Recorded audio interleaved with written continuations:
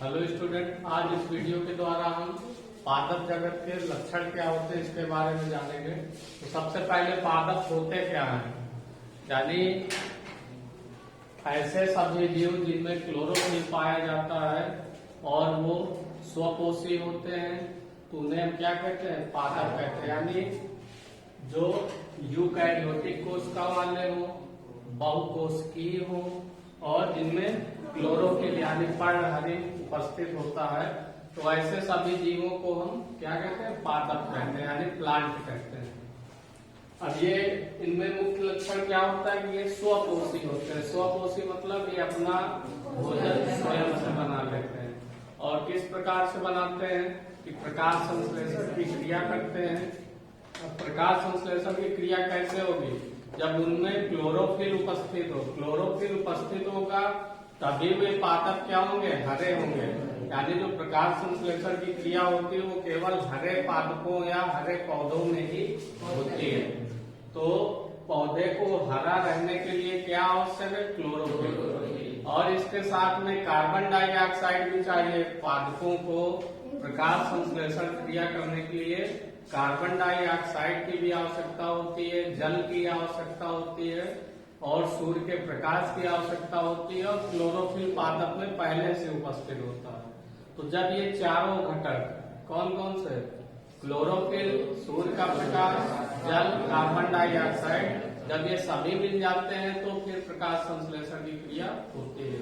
उसके द्वारा क्या करते हैं, पौधे अपना भोजन ग्लूकोज के रूप में बनाते हैं और साथ में ऑक्सीजन भी मुक्त करते हैं।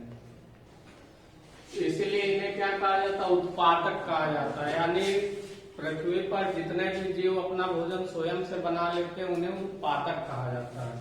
और जो नहीं बना पाते हैं वो उत्पादक से ही भोजन ग्रहण करते हैं तो उन्हें उपभोक्ता कहा जाता है। और ये क्या होते हैं, स्थिर होते हैं, यानी एक जगह से दूसरी जगह तक जा नहीं सकते, यानी एक ही स्थान पर स्थित होते हैं। इनकी कोशिका भित्ति की अगर बात की जाए तो सेलुलोज नामक पदार्थ की बनी होती है। किसकी बनी होती है, सेलुलोज नामक पदार्थ की बनी होती है।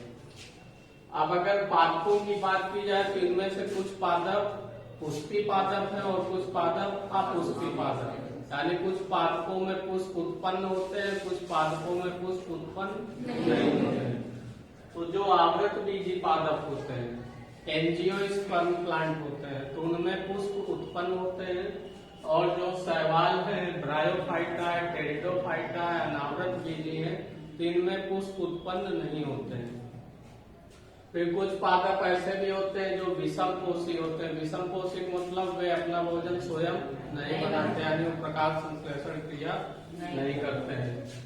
तो उनमें कुछ आंशिक रूप से या फिर कुछ पूर्ण रूप से परजीवी होते हैं, यानी दूसरे पर आश्रित रहते हैं। वो परजीवी का मतलब यानी किसी दूसरे प्लांट के ऊपर ही रह के वो अपना भी भोजन प्राप्त करते हैं।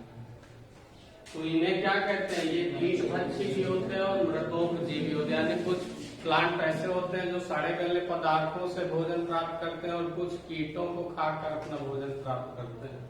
तो कुछ कीटभक्षी पौधों के नाम दिए गए, जैसे ब्लेडर वर्ट है, वीनस फ्लाईट्रेप है। ये कैसे पादप है, कीटभक्षी। परजीवी पौधे कौन से, अमरबेल। तो ये दूसरे पौधे पर स्थित रहता है और उसी से अपना पोषण प्राप्त करता है।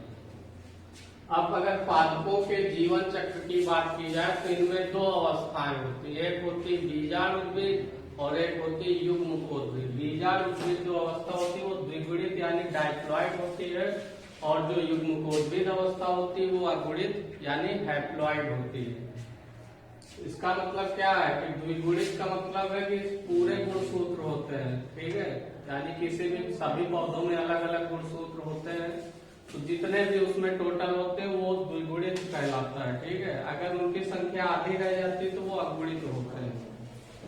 तो इन दोनों में पीढ़ी एकांतरण होता है, यानी ये दोनों अवस्थाएं एक के बाद एक आती रहती है। पहले क्या होता है कि युग्मनज में अर्धसूत्रीय विभाजन यानी मियोसिस डिवीजन होता है और उसके द्वारा क्या बनते हैं, बीजाणु बनते हैं। कैसे होते हैं, अगुणित होते हैं। यानी जब युग्मनज कैसा होगा, द्विगुणित होगा। और उसमें जब अर्धसूत्र विभाजन होता है यानी मियोसिस डिवीजन होता है तो गुणसूत्रों की संख्या हाफ हो जाती है। तो उसके द्वारा जो बीजाणु बनते हैं वो कैसे रह जाते हैं, अगुणित, यानी इनमें आधे गुणसूत्र रहते हैं। अब ये बीजाणु क्या होते हैं, अंकुरित होते हैं और फिर ये क्या बना लेते हैं, युग्मकोद्भिद बना लेते हैं। अब युग्मकोद्भिद से क्या बनते हैं, युग्मक बनते हैं। युग्मक नर भी बनेगा, मादा भी बनेगा, ठीक है। यानी जैसे पुंकेसर है, स्त्री केसर है, तो पुंकेसर नर युग्मक है, स्त्री केसर मादा युग्मक है। तो ये युग्मकोद्भिद से क्या बनते हैं, युग्मक बनते हैं। यानी युग्मक नर या मादा कोई भी हो सकता है, दोनों बनेंगे। तो वो कहाँ बनते हैं, युग्मकोद्भिद अवस्था के द्वारा बनते हैं। और ये जो युग्मक है ये आपस में फिर से संलयित होकर क्या बना लेते हैं, युग्मनज। और वो कैसा होता है, द्विगुणित होता है। और युग्मनज से फिर से बीजाणुद्भिद विकसित होता है। बीजाणुद्भिद यानी फिर से उनमें युग्मनज में अंगसूत्री विभाजन होगा, फिर से अंकुरित बीजाणु बनेंगे। फिर उसके बाद जो बीजाणु अंकुरित होकर फिर युग्मकोद्भिद बनाएंगे, यानी फिर युग्मक बनेंगे। और फिर उन युग्मकों में फिर संलयन होगा, फिर उनके द्वारा युग्मनज बन जाएगा और युग्मनज। तो ये बार बार ये क्रिया एक दूसरे से चेंज होती रहती है। तो इस प्रक्रिया को हम क्या कहते हैं, पीढ़ी एकांतरण। यानी दोनों अवस्थाओं का एक के बाद एक लगातार आते रहना पीढ़ी एकांतरण कहलाता है। ये दोनों एक दूसरे से रिलेटेड है, ठीक है।